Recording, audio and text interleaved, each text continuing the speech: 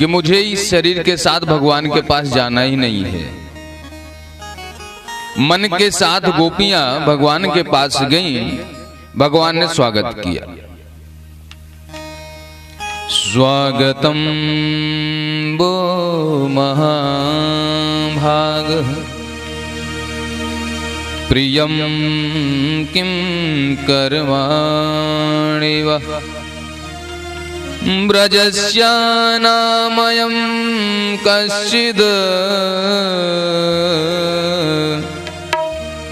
ब्रूतागमन कारणम्। आपका स्वागत है, बताइए कि आपकी सेवा करूं। देखो गोविंद वन में है, ना गोविंद गोपियों के घर आए ना गोपियां भगवान के पास गई।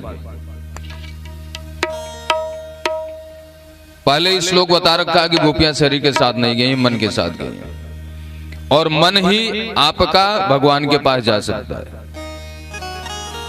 आप बैठे बैठे वृंदावन जा सकते हो, बनारस जा सकते हो, काशी जा सकते हो। तो गोविंद के चरणों में मन को लगाना है, शरीर को नहीं लगाना है। ये आपका मलमूत्र विकार युक्त शरीर, उसको नहीं लगाना उसके चरणों में, आपको अपने मन को लगाना है। भगवान गोविंद ने जैसे कहा क्या स्वागत करूं, तो गोपियां कहती पहले बंसी बजाते हो, बंसी बजा करके बुलाते हो, बुलाने के बाद पूछते हो क्या स्वागत करूं। तो कन्हैया ने कहा देखो आप लोगों को अपने परिवार की सेवा करना चाहिए, भाइयों की बंधुओं की सेवा करनी चाहिए, पति उनके आज्ञा का पालन करना चाहिए। और आप लोगों ने अपने मन को हमारे चरणों में लगा दिया, अब आपके घर का काम कौन करेगा। हो सकता है कभी कभी क्या होता है, हम बैठे बैठे दूर की वस्तु देख करके आनंदित होते हैं। यहां पे हैं, किसी से चर्चा हुई कि भैया वृंदावन की झांकी क्या बढ़िया सजती है। गया नहीं वहां पे, लेकिन सोचा उसको और आनंदित हो गए, इस बार जरूर चलूंगा जन्माष्टमी पे झांकी देखने। वैसे ही कन्हैया ने कहा कि शायद आप लोगों ने रात्रि में वनों की शोभा नहीं देखी थी, तो अपने मन को वन में ले आई। अब तो आपने शोभा का अनुभव कर लिया, अब अपने मन को ले जाइए। बोले कहां? बोले अपने घर पे। माता पिता पुत्र भाई पति, इन सब का जो सेवा आपको करना है उसको छोड़ करके आई, तो मैं चाहता हूं कि आप अपने घर को जाओ।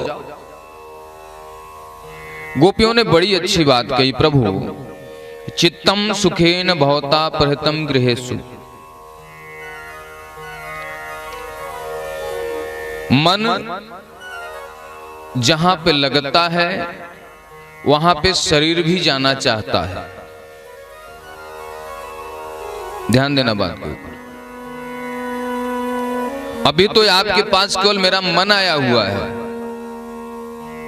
और आप घर की बात कह रहे हैं, तो घर कौन सा है? चित्तम सुखेन भवता प्रहितम गृहेषु। आपके चरण रूपी गृह में मेरा चित्त मेरा मन लग गया है। तो जब एक घर में आ ही गया, जब सुरक्षित हो गया, तो दूसरे घर में क्यों जाऊं भाई। अरे वो कच्चा मिट्टी का मकान पता नहीं कब गिर जाए। तो ऐसे मकान में हम आए हैं जो कभी गिरेगा ही नहीं, समाप्त ही नहीं होगा। तो जब अच्छे मकान में आ गया, अच्छे घर में आ गया, तो अब क्यों मिट्टी के मकान में अर्थात सांसारिक की व्यवस्था में क्यों भेजना चाहते हैं मुझे। भगवान गोविंद ने कहा कि अच्छा अपने मन को लेकर आई क्यों है वो बताइए।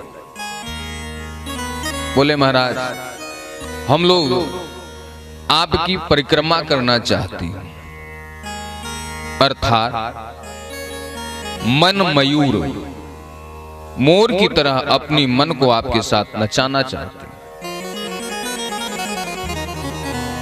जब एक आदमी नाचता है या एक स्त्री नाचती है, वह अपने भाव को प्रस्तुत करता है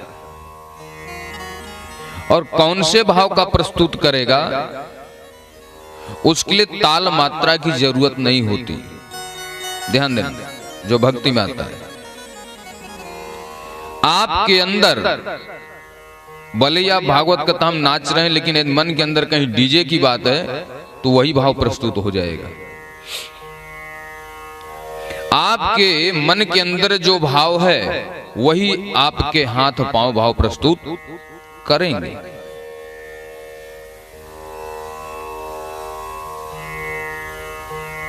किसी ने बड़ी अच्छी बात कही है, सुना था महफिल में बड़ी मुक्तागिरी होगी। सुना था महफिल में बड़ी मुक्तागिरी होगी, जुबान से वही निकलेगी जो दिल में भरी होगी। तो जो आपके हाथ चलेंगे, पांव चलेंगे, यदि आपके अंदर वास्तविक भगवान की भक्ति है तो आप भूल जाओगे कि मैं नाच रहा हूं। और भक्ति नहीं है, पब्लिक को दिखाना है, लोगों को दिखाना है, तो आप सोचोगे कहीं खराब तो नहीं नाच रहा हूं मैं। फिर एक दूसरे को देखोगे वो तो अच्छा नाच रहा, उससे मैं खराब नाच रहा हूं, आपको ये पता हो जाएगा। लेकिन यदि भक्ति में आ गए तो आप रो रहे हो कि बैठ रहे हो, कि उठ रहे हो, कि नाच रहे हो, किधर हाथ जा रहा है, किधर पांव जा रहा है, आपको पता नहीं चलेगा, बस आप मगन हो जाओगे। मन मयूरा नाचे रे हरि चरणन। जब उस चरण की आसक्ति होगी, उस चरण में आप जाओगे, उसका भाव आएगा, तो एक अलग ही भाव प्रस्तुत होगा आपसे। तो गोपियों ने कहा कि हम लोग भी यही सोचते हैं कि आपके साथ थोड़ा भाव प्रस्तुति हो जाए। महारास, महारास मतलब नाच गाना नहीं है। प्राय लोग बोलते हैं कि महाराज चलो नाच गाना कर दो, ये कर दो, वो कर दो। महाराज कोई नाच गाना नहीं है। रास शब्द जो है उसका मतलब होता है कि वास्तविकता को समझना। जो वास्तविकता है वह मुझे रास आ जाए, मेरे मन को भा जाए। हम लोग 2 मिनट के लिए भगवान की कथा कीर्तन में बैठते हैं, कथा सुनते हैं, लेकिन वो मेरे मन को केवल कथा प्रांगण तक ही भाता है। बाहर निकलते हैं तो बाहर की दुनिया की बातें आ जाती है मन में। तो ये महारास नहीं है। महारास का मतलब गोपियां कहती है चित्तम सुखेन, मेरा चित्त आपके चरणों में लग गया, यहां से बाहर जाएगा ही नहीं। सदा के लिए ईश्वर को अपना मान लेना, सत्य को पहचान लेना और गोविंद की भक्ति में आ जाना, वही महारास की परिभाषा है।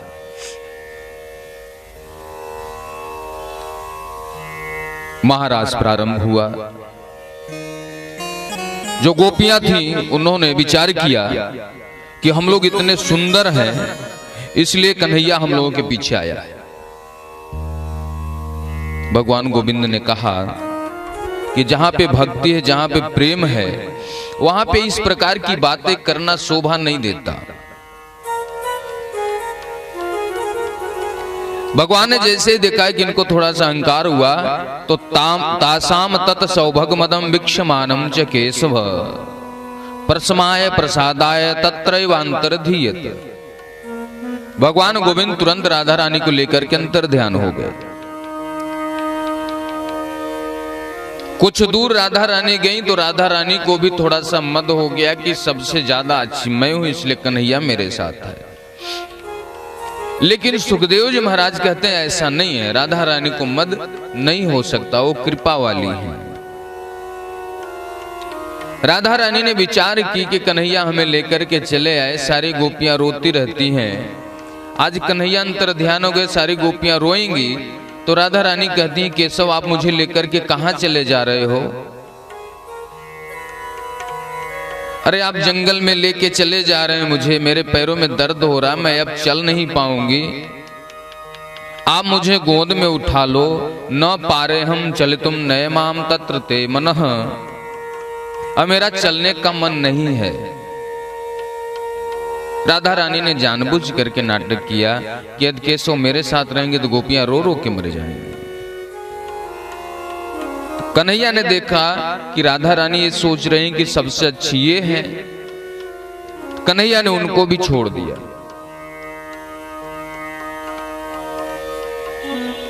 अंतर ध्यान हो गए। सारी गोपियां रोते हुए आ रही हैं। रास्ते में लता पत्र पुष्प से पूछती हैं, अरे तुलसी मैया, क्या आपने मेरे केशव को देखा? कोई जवाब नहीं आया। दूसरी सखी कहती, अरे सखी ये कैसे के बतावेगी, ये तो हमारी सौत है न।